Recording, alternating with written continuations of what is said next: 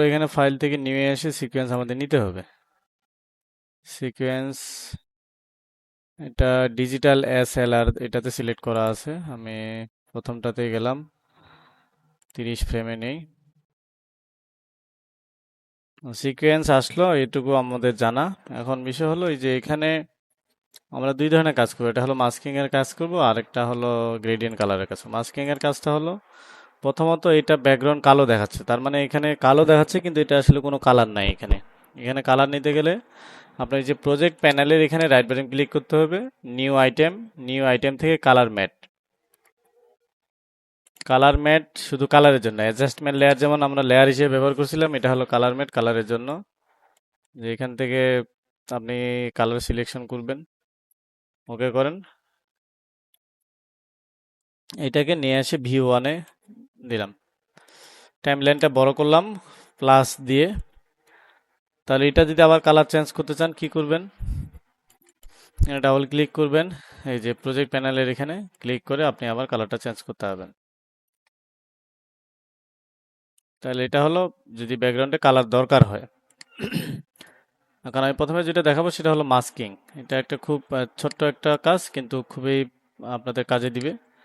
মাস্কিংটা করার জন্য আপনাদের প্রথমত টাইপ টুল দিয়ে লিখে নিতে হবে যে এখানে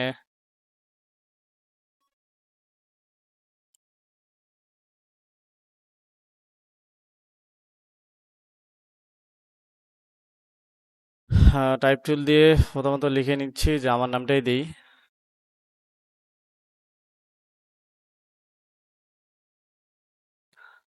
নাম দিলাম। নামের পরে যে ডেজিগনেশন দিব, তো এটা আরেকটা আমরা টাইপ টুল দিয়ে লিখতে পারি বা এটাই কপি করতে পারি। টাইপ টুল দিয়ে আমি আরেকবার নিচে লিখি,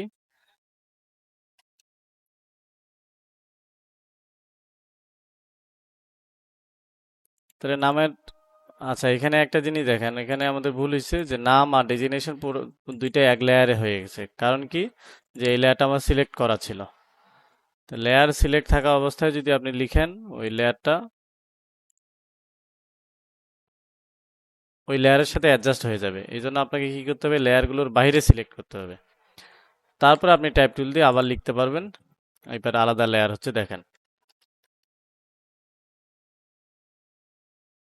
ওকে, তাহলে আমরা এখানে নামটা যেহেতু উপরে আছে, আমরা নামটাকে উপরে রাখতে পারি, ডেজিগনেশনটা নিচে রাখতে পারি, মানে আমাদের সিকোয়েন্সের সুবিধার্থে। তাহলে প্রথম কাজ হলো আমরা ফন্টগুলো চেঞ্জ করতে আছি। উইন্ডো থেকে এসেনশিয়াল গ্রাফিক্স, এখানে লেয়ার সিলেক্ট করবেন, লেয়ার সিলেক্ট করে এডিটে যাবেন, নামটা সিলেক্ট করলে এখানে ফন্ট, আমরা এই যে নিচে ফন্ট আছে, যে আমরা পপুলার কিছু ফন্ট, কমন যেগুলো ফন্ট ব্যবহার করি, যেমন মনসিরাত, মনসিরাত, এখানে সেমি বোল্ড। আর যদি বড় হতে চাই তাহলে ডাবল টি দিলে অল ক্যাপস হয়ে যাবে। ঠিক ডেজিগনেশনটা আমি এখানে রাখতে আছি, কিন্তু ডেজিগনেশনটা তার থেকে ছোট হবে। ডেজিগনেশনটা ছোট হওয়ার জন্য কি করতে হবে, আপনার প্রথমত ফন্টটা আমাদের চেঞ্জ করতে হবে। মনসিরাত রেগুলার দিলাম, আর এখানে ফন্ট সাইজটা একটু ছোট করে দিলাম, যেন নামটা আগে ফোকাস হয়। তো এটা আমরা জানি এই কাজগুলো। এখন বিষয় হলো আমরা ডেজিগনেশনটা অফ রাখি, যে এইটা আমরা যদি পজিশন দিই বাইরে থেকে এইভাবে আসবে, মানে অ্যানিমেশন হয়ে আসবে, কিন্তু আমি চাচ্ছি যে এখান থেকেই আসুক, এখান থেকে ব্যাকগ্রাউন্ড থেকে বের হয়ে আসুক, স্কেল না, মাস্কিং এর মাধ্যমে। সেটা কিভাবে, যে এই যে নামের লেয়ারটা আমার সিলেক্ট থাকা অবস্থায় রেক্টেঙ্গেল একটা শেপ নিব, ঠিক নামটা আমার যত বড় অত বড় উপরে একটা শেপ নিচ্ছি, শেপ নিলাম। শেপটা এখানে এসেনশিয়াল গ্রাফিক্স এডিট মোডে থাকা অবস্থায় দেখেন marks with shape, marks with shape, এটা টিক চিহ্ন দিয়ে দিলাম। তাহলে এখন কি হলো, এই টেক্সটটা আমার ওই শেপের ভিতরেই আছে, যখন আমি এটা বাইরে নিব তখন কিন্তু আর দেখা যাবে না, উপরে নিব দেখা যাবে না। তার মানে কি হলো, আমরা যদি এখানে কি ফ্রেম দেই, যে এই জায়গায় এসে আমার কি ফ্রেম তাহলে কিসে দিতে হবে,